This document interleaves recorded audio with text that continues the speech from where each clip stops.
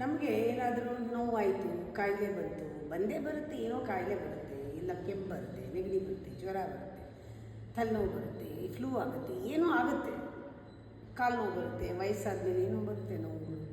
Some wound will be there. ನಾನು ಹಿಂಗಿರಲಿಲ್ಲ ಮುಂಚೆ, ನಾನು ಹಿಂಗಿರಲಿಲ್ಲ ಮುಂಚೆ, ನಾನು ಹಿಂಗಿರಲಿಲ್ಲ ಅಂದ್ಕೊಳ್ಳೋಕ್ಕಿಂತ ನೀವು ಅದಕ್ಕೆ ಟ್ರೀಟ್ಮೆಂಟ್ ಶುರು ಮಾಡಿದ್ದೀರಾ ಅಲ್ವಾ, ಅದಕ್ಕೇನು ಮಾಡಬೇಕು ಮಾಡ್ತಾ ಇದ್ದೀರಲ್ವಾ, ಮಾಡಲೇಬೇಕು.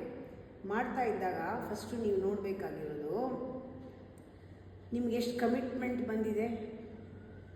ಮೊದಲು ಆ ಕಮಿಟ್ಮೆಂಟ್ ಇರಲಿಲ್ಲ, ತಿನ್ನೋವಾಗ 10 ಸತಿ ಯೋಚನೆ ಮಾಡ್ತೀರಾ.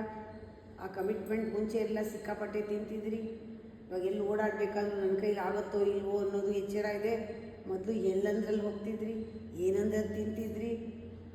ಇವಾಗ ನೀವು ಇಂಪ್ರೂವ್ ಆಗ್ತಾ ಇದ್ದೀರಾ, ಯಾಕೆಂದರೆ ಇನ್ನರ್ ಡಿಸಿಪ್ಲಿನ್ ಸ್ಟಾರ್ಟ್ ಆಗಿದೆ, ಮೌನ ಆಗ್ತಾ ಇದೆ, ಮಾತು ಕಮ್ಮಿ ಆಗಿದೆ. ಇದು ಬೆಳವಣಿಗೆ, ಈ ನೋವಿಂದ ಆಗಿರೋದು. ಇದಕ್ಕೆ ಬೇಷ್ ಹೇಳಬೇಕಲ್ವಾ.